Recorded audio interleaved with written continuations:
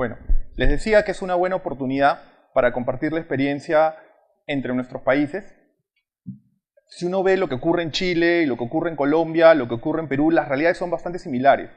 Desde mi punto de vista, nosotros, Chile, Perú, Colombia, tenemos muchas similitudes, incluso hasta en los casos y cárteles que se juzgan.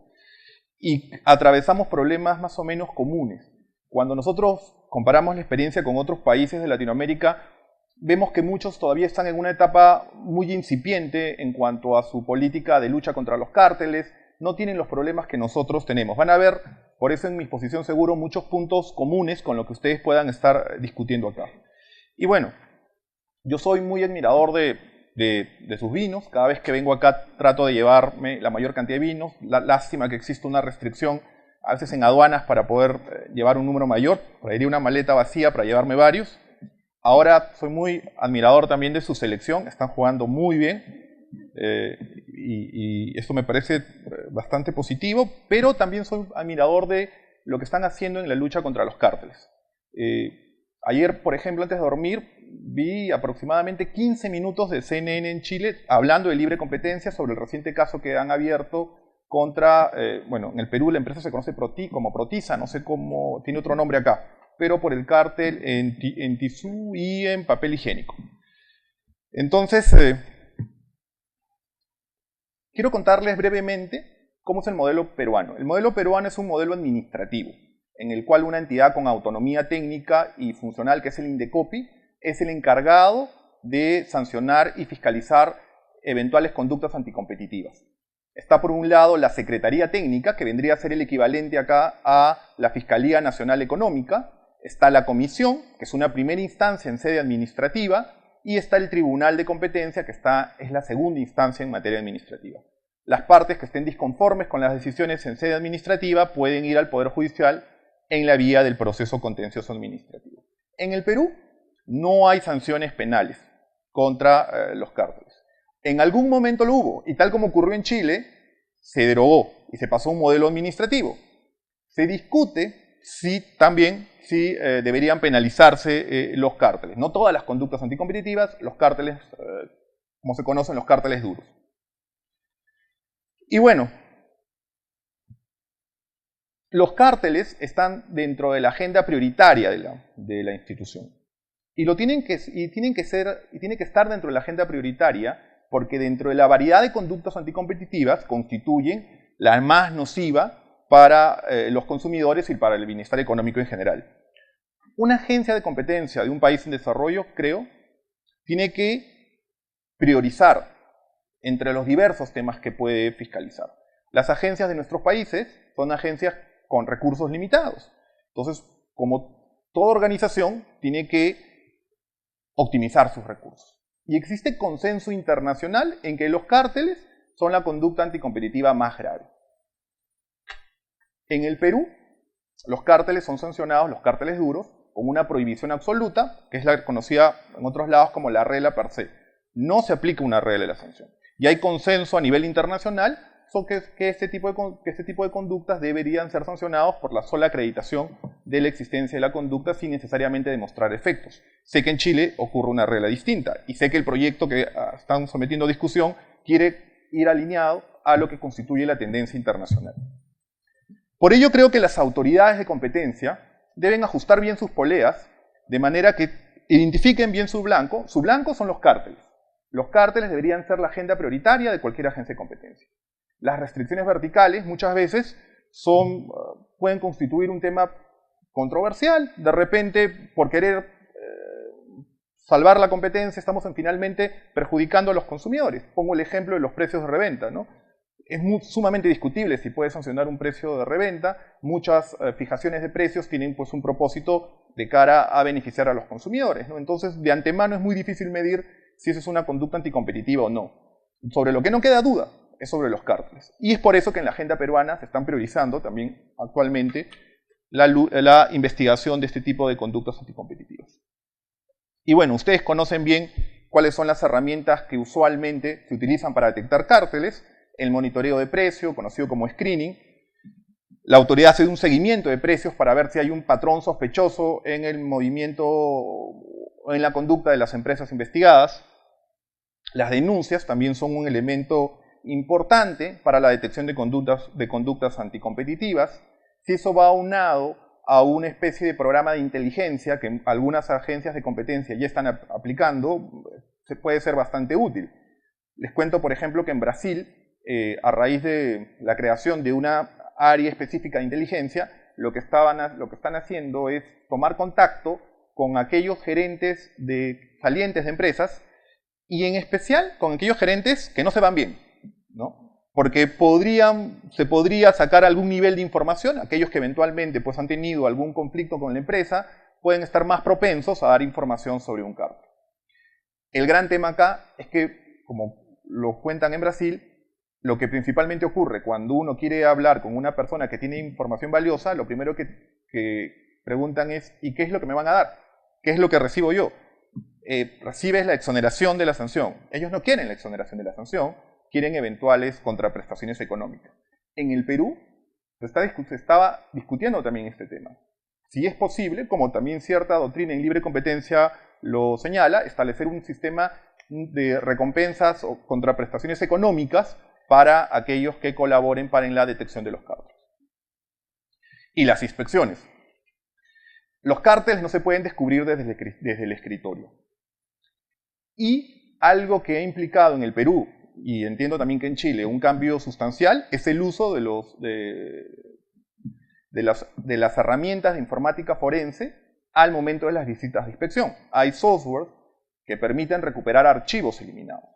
Y esos software pues, ponen a la agencia de competencia en mejor posición para detectar conductas anticompetitivas. Y bueno, los programas de clemencia, que son seguramente la herramienta más poderosa para la detección de los cárteles. Como ustedes pueden ver, en 4 años de los casos que se han sancionado en el Perú, el 50% ha correspondido a cárteles. Un 33% corresponden a recomendaciones, que también son prácticas colusorias horizontales. Y se han sancionado muy pocas prácticas colusorias verticales y abusos de posición de dominio. Como pueden ver, 2-1. Casi toda la balanza está puesta en cárteles o en recomendaciones que constituyen prácticas colusorias horizontales.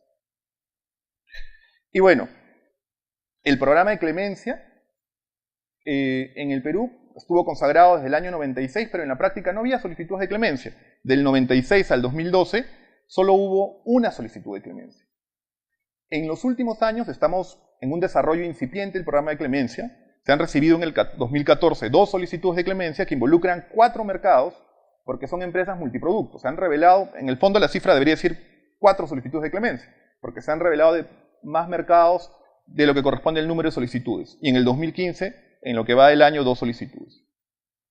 Estamos muy lejanos todavía de cifras como Brasil. En Brasil, por ejemplo, a raíz de los cambios que hubo en el programa de clemencia, en el 2009 al 2011 se han recibido 16 solicitudes de clemencia. Brasil es seguramente el país con más éxito en la aplicación del programa de clemencia en Latinoamérica. ¿Y cuáles son los casos más relevantes en materias de cárteles? Y acá tomé prestada unas imágenes que vi en un foro internacional, pero que me parecían muy importantes para ejemplificar 2 casos en la lucha contra los cárteles que creo que son emblemáticos y marcan el derrotero de lo que es la investigación en esta materia. Por un lado, los picapiedras y por otro lado, los supersónicos. Encontrar pruebas directas es casi una pieza de arqueología, ¿no? Encontrar evidencia contundente de que pues, las empresas han incurrido en una conducta anticompetitiva cada vez va a ser más extraño. Y es como, pues, por eso la referencia a los picapiedras. Aún todavía es posible encontrar ese tipo de pruebas, pero creo que cada vez va a ser más difícil. Y por eso traje este caso, que es un caso de transporte de carga, en el cual se sancionó a las empresas por un poco más de $800.000 y donde, asombrosamente, probablemente por la falta de asesoramiento de abogados o por la no experiencia o no haber incurrido antes en conductas anticompetitivas, dejaron actas donde se evidenciaba la conducta anticompetitiva. Y traje algunos extractos de la misma para que vean, para ejemplificar y además vean el desparpajo con el cual solían actuar. Como pueden ver de esta acta, los transportistas acordaron establecer una tarifa de referencia o mínima. De Yungay, que es una ciudad que está a algunas horas de Lima, a Lima, 85 soles la tonelada para el transporte de carga, podía ser cemento, materiales de construcción, viene a ser aproximadamente $30, ¿ya? Por tonelada. Esta acta reflejaba la gestación del acuerdo. Era claro, habían establecido una tarifa referencial. Es más, tenían, en función de las distintas ciudades o del trayecto, diferentes precios. La siguiente... Esta siguiente acta también es llamativa, porque refleja algo que les suele ocurrir a los cárteles. Les preocupa la competencia y toman medidas para tratar de erradicar la competencia. Como pueden ver, la competencia son esos que ellos denominan los transportistas foráneos, ¿no? Y dicen, se les debe cortar de raíz. Y es más, tratan de hablar o hablan con la demanda. La demanda, o sea, viene a ser Viga y CAF, son las empresas que requieren este tipo de servicios, y van a hablar con ellos para decirles que no contraten con transportistas foráneos. Y de lo contrario, lo que suele hacer un cártel, quiere aplicar mecanismos de castigo, incluso a sus propios clientes. ¿Cuál va a ser el mecanismo de castigo? Un paro indefinido. La siguiente acta. Como el problema persiste y algunos transportistas no seguían la tarifa referencial, y acá ocurre también algo emblemático. El cártel es rentable, pero lo que suele ser a veces más rentable es traicionar al cártel, ¿no? Esto es como ladrón que roba ladrón. Entonces, y habían transportistas que traicionaban el cártel. Entonces, ¿qué es lo que se decide? Se acuerda por unanimidad que a partir de determinada fecha, ningún vehículo de la asociación va a cargar cementos de estas empresas que eran las que contrataban a transportistas foráneos. Y es más, se crea una comisión de control para fiscalizar ello. Luego, los castigos a los disidentes. Seguía la traición al cártel, el incumplimiento a los términos que habían alcanzado, y se acuerda por unanimidad sancionar al socio transportista de cemento, ladrillo, fierro, que se detecte que cobre menos de la tarifa referencial. Y se le iba a aplicar una penalidad que vienen a ser algo así como, por primera vez, $350. 1.000 nuevos soles más o menos vienen a ser $350. Luego se duplicaría la sanción y por último, la más grave sanción, sería separado de la asociación que los agrupa. Ese tipo de pruebas son una pieza de arqueología. Lo más típico es no contar de pruebas directas y acudir a la evidencia circunstancial. Sé también que acá el resultado fue distinto de lo que ocurrió en Perú y Brasil y otros países, ¿no? Acá se liberó a las empresas. Entiendo que el caso presenta algunas diferencias también fácticas de lo ocurrido en Perú que en Chile. Y este caso pone en evidencia una discusión muy fuerte en el Perú que también sé que está ocurriendo en varios países. ¿Cuál es el estándar de prueba que debe aplicarse a los cárteles? Debe aplicarse el estándar de más allá de toda duda razonable que hay en sede penal. Debe aplicarse el balance de probabilidades en el cual la hipótesis de colusión es superior a la hipótesis de competencia, o un estándar intermedio. El modelo peruano parecería estar más cerca al balance de probabilidades. Y este caso es una evidencia. Hay dos casos en el Perú. Este es el más reciente, ha sido confirmado por el Tribunal de Indecopi el año pasado, y un caso de los años 90, donde se ha sancionado con pruebas circunstanciales. Y miren este caso. Salud es parte del Estado, igual que el MINSA, que es el Ministerio de Salud, pero las licitaciones colusorias ocurrieron en el marco de las licitaciones convocadas por Salud, que viene a representar el 68% de la demanda. Y ocurrió una cosa curiosa. Si uno veía como hay dos periodos identificables. Este primer periodo, que es desde el 98 hasta el 2001, y pueden ver que casi se repartieron el país. AGA estaba en la zona norte, Praxair estaba en Lima y en el sur, y Messer en el centro. Eso ocurrió en el primer periodo. ¿Y qué ocurría? ¿Cuál era la mecánica del cártel? Que se adjudicaban los concursos con precios cercanos al 110%. Y los otros, o sea, por ejemplo, ganaba con un precio cercano al 110% en el norte, que es lo que está pintado en rojo, y se presentaba también Messer y Praxair, pero se presentaban y se autodescalificaban. ¿Cómo? Presentando ofertas por encima del 110%.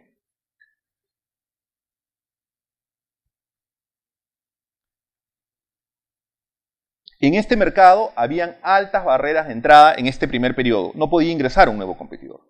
Luego el Salud, o el Estado peruano, realiza algunas modificaciones al régimen de concursos públicos y permite el ingreso de nuevos competidores en el segundo periodo, que está antes de la segunda línea discontinua, en rojo. Ahí se sigue manteniendo el patrón, ¿ya? El patrón de reparto del mercado, pero ya no se adjudican con 110%, sino por el contrario, con valores cercanos al 70%, que era el valor mínimo. Igual se autodescalificaban. Y el último periodo, y es el periodo de competencia. Ingresan nuevos operadores y el patrón de las empresas empieza a cambiar. El precio adjudicado versus el precio referencial también cambia. Al inicio, el valor adjudicado estaba muy por encima del valor referencial y luego, como consecuencia de la introducción de competencia, empieza a bajar. ¿Cuáles son las justificaciones que plantearon las empresas? Que no se encontraban en capacidad de abastecer de manera rentable oxígeno medicinal en zonas distintas a las abastecidas. Y lo que el Indecopi descartó este argumento y dijo, eso no es cierto, porque incluso las zonas o las plantas de producción o de envasado estaban en zonas distintas a donde tú ganabas. Es decir, que si tú ganabas en el norte, tu planta de producción envasado estaba en el sur. O sea, en teoría, la reducción de los costos de transporte te podría implicar una ventaja competitiva, pero así no ocurría. Que otras empresas de menor capacidad y respaldo financiero presentaban ofertas, lo cual resultaba incongruente con la tesis sostenida por las empresas. Que incluso de manera anterior al cártel y de manera posterior, el patrón era distinto. Las empresas abastecían a zonas indistintamente. Además Praxair alegó, que recién pudo incursionar en otras zonas una vez que tuvo mayor disponibilidad de oxígeno. Se llegó a comprobar fehacientemente que tuvo disponibilidad de oxígeno. Y por último señalaron que esto correspondía a la adopción de una estrategia de señalización. No estaban conformes con el valor que licitaba el Estado. Y la respuesta del Indecopi fue, si tú quieres manifestar una disconformidad con los precios de referencia, pues tienes mecanismos formales para cuestionarlos. No es un mecanismo o una estrategia de señalización adecuada el que te presentes por encima del 10%. Y además, a pedido del organismo supervisor de las contrataciones públicas, se radicó este criterio de considerar ofertas pasadas para futuros valores referenciales. Este caso es importante porque es una especie de juego repetido entre la agencia de competencia y los privados. Cada vez va a ser más difícil probar a una agencia de competencia en los cárteles. Y miremoslo en retrospectiva. En su momento se dejaban actas. La autoridad empezó a realizar visitas de inspección y empezó a recabar actas que demostraban la evidencia de conductas anticompetitivas. Los que se cartelizan pasaron de actas a correos. La autoridad empezó a revisar correos. ¿Qué hicieron luego? Vamos a eliminar los correos. Programas de borrado seguro. ¿Qué hizo la autoridad? Empezó a adquirir herramientas o software de informática forense que permitan recuperar archivos, ¿no? ¿Qué pasó luego? Pasan a comunicaciones, pasan a teléfonos, ya no usan correos electrónicos. ¿Qué hace la autoridad? Tiene facultades para levantar el secreto de las comunicaciones. Y en este juego repetido, los cárteles van a ser cada vez más sofisticados. Y probablemente el futuro pase por el uso cada vez mayor de la evidencia circunstancial. Voy a saltar este caso para comentarles muy brevemente. No sé cuánto me quedo, si ya me excedí. 2 minutos. Ya. Bueno, eso también me lo voy a pasar. El mes pasado se aprobó en el Perú una modificación a la Ley de Libre Competencia. Y tanto Colombia, Perú y Chile están discutiendo justamente reformas a sus normas de libre competencia. El Perú tuvo la suerte de haberla aprobado en un tiempo bastante corto. ¿Qué cosa es lo que se ha recogido en esta modificación? Por un lado, la ampliación a la figura de los facilitadores. Ya se podían sancionar a determinados facilitadores, pero, por ejemplo, aquellas empresas que sin ser competidores puedan facilitar una conducta anticompetitiva, no estaba dentro de la capacidad o dentro de la competencia de la autoridad poder sancionarlo. Sé que esta misma discusión ocurrió en el Perú, en Chile, en el caso de farmacias, donde la autoridad pues no abrió proceso contra los laboratorios. Lo mismo ocurrió en el Perú. Como la norma no era clara, no se decidió incluir a los laboratorios, por más que pudieran ser intermediarios para una conducta anticompetitiva que actualmente se está juzgando contra las farmacias. Emblemático acá resulta que hace poco el Tribunal de Justicia de la Unión Europea acaba de resolver el caso Treuhand. La semana pasada ha anunciado en el cual ha ratificado la competencia del tribunal para poder sancionar a los facilitadores. Había una discusión de que se infringía el principio de legalidad y tipicidad porque no había una inclusión específica para los facilitadores de conductas anticompetitivas. El Tribunal de Justicia de la Unión Europea la semana pasada ya anunció su decisión, en la cual queda claro que siempre se pudo juzgar a los facilitadores. De otro lado, mejoras en el programa de clemencia, tanto marcadores, estándares de prueba, y un tema que también se discute acá, creo, ¿no? Que son los que los beneficios no solo se extiendan a la sanción. Por ejemplo, en el proyecto de Chile yo revisé que había la inhabilitación para contratar con el Estado, bueno, el tema de la pena de cárcel que también se exoneraría, la disolución y liquidación. En el Perú también se discute de manera similar, sobre todo con lo que corresponde a las acciones de clase y medidas correctivas.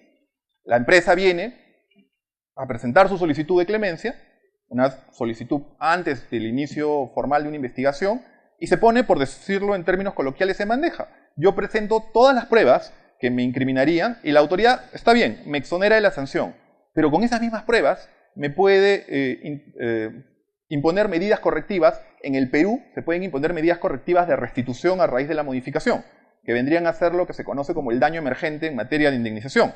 Y además me pueden iniciar una acción de clase.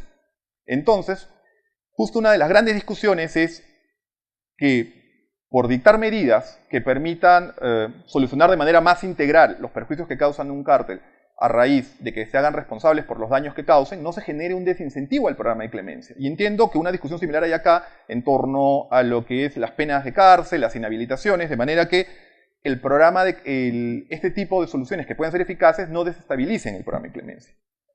Y terminación anticipada del proceso, que vienen a ser como los plea agreements. Se ha reconocido la facultad de la autoridad para que pueda terminar el proceso de manera antelada, a cambio de que los solicitantes ofrezcan medidas restitutorias, como ocurre en otros países. Y por último, las medidas correctivas y acciones de clase.